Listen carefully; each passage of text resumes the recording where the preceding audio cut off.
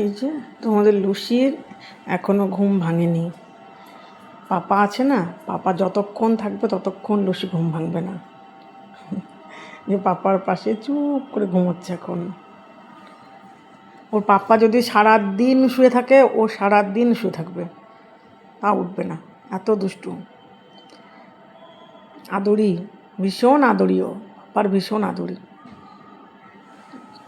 এবার আমি একটু হাত পাগুলো টিপে দিব, তারপরে আস্তে আস্তে উঠবে। যদি না খেতে যদি না হতো তাহলে আর লুসি উঠতো না, খেতে হবে বলে লুসি উঠবে। এখন উঠবে, উঠে খাবে।